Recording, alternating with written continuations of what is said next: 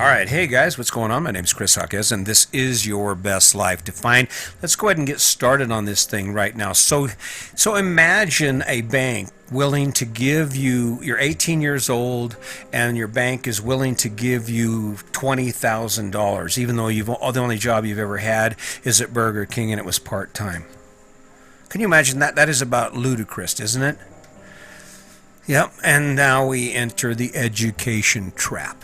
Yeah, that's right, the education trap. So that's exactly what we're doing to our kids. So we've got this idea, and it was given to us, again, like a lot of the ideas we hold to be true, that, education is the king. To go to college is the key to success and all happiness. But is that really true? And I mean, how much logical sense does it make? So we take our children, and I'm sorry if I'm stepping on toes here, but someone needs to say this, right? Someone has to say it. So I'll go ahead and say it. So we take our children and we put them in school, and they may have a part-time job or a half-assed job, but it has nothing to do with real-world work. I mean, 8 hours, 40 hours a week, 52 hours, or 52 weeks a year for their lifetime, for 30-some years. But based on minimal information, we actually expect our children, our young adult children coming out of school, to actually have a true idea of what they want to do in life. Now, it's merely a guess from the way I see it, because how do you come up with that? I mean, where do you come up with the information as an 18-year-old that somehow you automatically know what you should be and that you're okay with that being that for the next 40 years? Okay.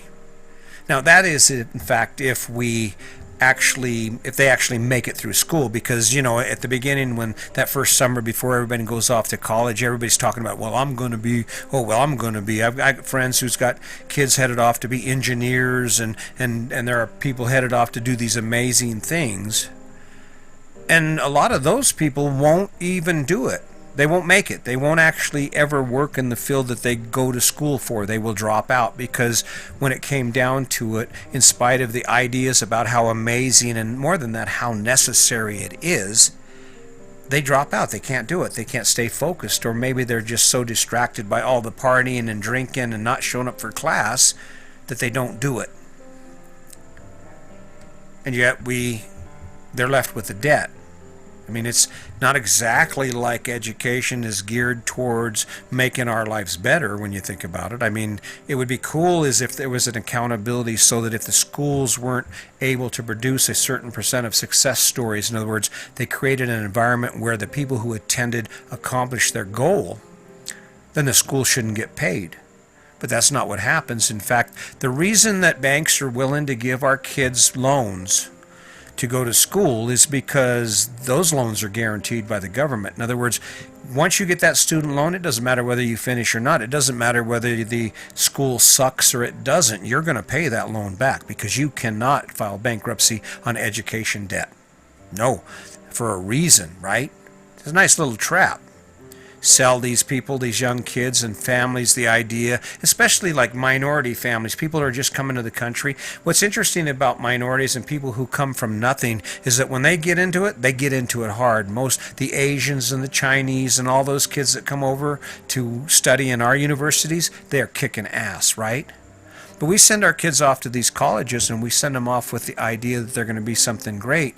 And oftentimes they end up with nothing more than debt. I mean, we all know someone whose child, son or daughter, went off to college and had these grandiose plans of doing something amazing, and they just didn't get it done for whatever reason. And it's not to point out the failures of our kids or to say anyone's child sucks because they did that. They're a failure, but that's the truth.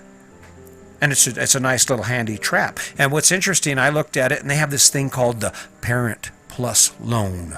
Remember that, the Parent Plus loan. So along with these ideas, when you show up at campus and you do that tour, of course, it's like amazing. You get to amazing workout equipment, amazing gymnasiums, and amazing classrooms, and they look like amphitheater classrooms. You can stuff in 300 people, and we're like, wow. I mean, it makes you feel like you're actually already graduated just by being there. How can you resist that? And then, of course, your friends are talking about what their older brothers or their other older siblings did when they were in college, and they're sharing stories. Oh, this is going to be great. Yeah, and then we're going to come out all successful. Bullshit. Bullshit, you're going to come out in debt. You're going to be 21, 22, and even if you get your degree, let's just say you get that degree. Do you know how many people in this country right now are out of work or work in jobs that they're overqualified for because the degree didn't matter? Government don't care about that. The schools don't care about that. In fact, I think it's funny, the one thing I love about COVID-19 for all the tragedy that came from it is the fact that can you imagine the universities are scrambling right now? Because all of a sudden now all these people are beginning to realize, my employers don't give two shits about where I learned how to do my job. All they care about is, can I do my job and how well do I do it? No one cares. I mean, I guess there are people in the world who care, just like there are people in the world who believe that it matters what kind of car you drive or how big your house is, and that's their motivation. But for the most part, the only thing an employer, prospective employer, wants to know from you is, can you do the friggin' job? And what's sad is a lot of these opportunities that they keep selling us aren't even there for our kids. Those opportunities aren't there. And even if they are, let's just imagine this. What sense does it make to go to school for 4 years so you can come out of school and make $50,000, but you ended up with $150,000 in debt because of it? What sense does it make at 21 to come out of anything with $20,000 worth of debt? You've never worked a day in your life other than at a local fast food restaurant or maybe a convenience store, and you're going to have what? You're going to strap yourself with as much debt as it takes to buy a car? $40,000? I think there's another way. See, they created this trap to promote the spending and the debt. Think about it. Can you imagine how hard it is for a young married couple out of college with $80,000 worth of debt to get out and actually live a life, especially if they made the mistake of choosing disciplines that aren't in demand or are low demand or just everyone's competing for them? They didn't choose to be nurses. They chose to be psychologists or oceanographers at a time when there is no government funding to study the ocean, and if it is, all the big boys already got it sucked up, so you ain't got a chance? I don't know. I heard a podcast, and I can't remember the guy's name, but he was talking about the education trap and the trades. And when you think about the direction that we need to go in our life, and it's in line with the idea of living your best life, but it's also within the idea of teaching your children to learn to live their best life. I have a grandson, and I have several grandsons, but my oldest grandson, he's got his head together. I mean, he is on track. I think his goal is to win the CrossFit Games. But in between that, we talk about education debt and the burden that it creates. And he's actually going to become a nurse, not because he particularly cares for the discipline, not because it's his dream to be to save lives. It's because by becoming a nurse, he can avoid the debt.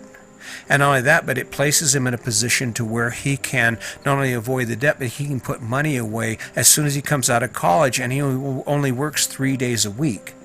So he works 3 12-hour shifts, and he has 4 days a week off, so he can access the rest of his life. There are guys right now that with a year of education can become linemen making $100,000+ a year. Is it glorious, glamorous work? No, it's not sexy work. It is grungy, hard, overtime, work too much, no time for rest work. But it puts money in their pocket. Imagine being 22 years old, have no debt, and be knocking down $100,000 a year. 2 years, you have choices. 2 years, you can pay your way into a lot of amazing things, even if you don't want to be a lineman. 3 years, and you can pay your way into law school.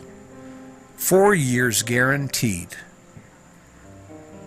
I think the point I'm making here is that when we take a look at the ideas that we have about education and about what opportunities exist for our children and the direction we push them in, the last thing we want to do is follow someone else's game. We can't build a game plan that someone else has given us that doesn't fit us. I mean, if you're fortunate and you have more money than God and you can just send your kid wherever and they can do what they want to do till they find themselves, hell, be my guest, do it. But for the most of us get one shot. One shot at this thing called higher education, one shot at defining our life, because the longer we go without defining something that actually is going to work for us and not bootstrap us, not hobble us like the debt of education, the better off we'll be in the long haul, and the farther down the road we're going to be while everyone else is still playing games, struggling with the game that they've been handed. Because that's what it is. It's a financial game. It's a trick to keep our young people, and the people in general, moms and dads who sign on the dotted line for those loans that can't get paid or aren't going to get paid back by Junior because he spent more time smoking weed than he did studying. It's not going to work. But the cool part is these colleges are wondering where their money's coming from, because a lot of these kids changed their minds about college now, about the big university, the big college experience. COVID-19 kind of shut that shit down. And now the colleges, they're still wanting to hold on to that money, right? They're like, well, no, we're online, but they're not giving any of the money back because they're big money-sucking entities created by capitalism and the idea that, you know what, we can make money on these poor saps. And there's no real established standard for holding accountability. It should be a percentage. If you think about it, our educational system and the ratings our college get should be based on their completion rate, on their ability to actually place their members. The people who attend their college, placement should be a requirement and a gauge for the success of the college. And if funding, federal funding, should be connected directly to the number of placements that each university has in any given discipline.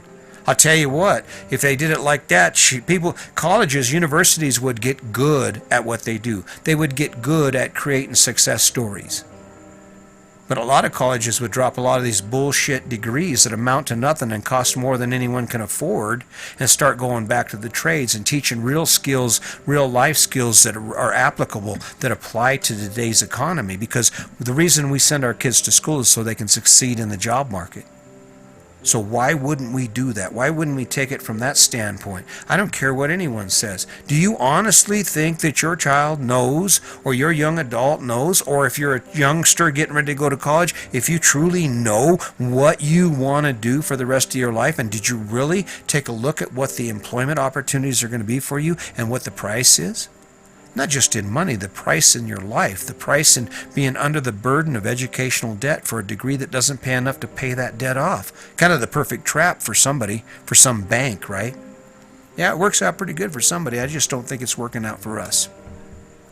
So I don't know, I guess I came off a little strong on this one. I'm feeling pretty passionate about it, though. I think this is a bad thing. I think organized education, does that mean education doesn't have a place in our life? Of course it does. We need to always and constantly learn, but the thing is, it doesn't have to look like the package deal that we've been given, the package deal that's been handed down to us from generation to generation by people who know how much money can be made from our gullibility. I mean, because that's what it is. Well, you know, if they don't go to college, what will they be? Well, they could be a lineman, they could be a mechanic, they could be a contractor, they could be a welder, they could be an electrician, they could be an HVAC guy, making all kinds of bank, because our basic economy is based on basic skills, basic needs that we all have. How about a mortician? Ooh, that's a weird one, huh? Just twisting it up a little bit, just twisting it up to try and get your attention on this. But anyway, I feel like I'm doing pretty good. I've been pounding these out because I'm getting ready to go see my grandkids in Colorado, in Florence, Colorado. I haven't seen them in 6 months. I'm kind of excited about it, but I don't want to let you down by missing a podcast. So this has been a grind for me, been a lesson. I'm giving a lot up. I hope you'll listen to it. I hope you'll take the time to actually consider, even if you're not impressed with the videos or with the sound of the audio on this podcast, if you just step away from all those judgments and take a look at the content. I really am trying to help you out. I really am. I'm just trying to get this message right so I can connect with you. And right now, basically, I'm just throwing all kinds of stones at you. I'm just saying, hey, over here, look at this, check this out. Have you thought of this? Are you doing that? I don't know if it's working or it's not. That's up to you, but I'm just not going to stop, because I didn't give up on me, and I didn't give up on all those guys I worked with in the federal prison. So why would I give up on you? I know there's a better life. There's an amazing life waiting for you. There is a life that you get to define, that you'll actually get excited about. And if I can do anything to make that happen, guarantee you it's done, right? All right, guys. Hey, listen, as always, just remember, my name's Chris Jaquez, and today is your day. Make it a good one.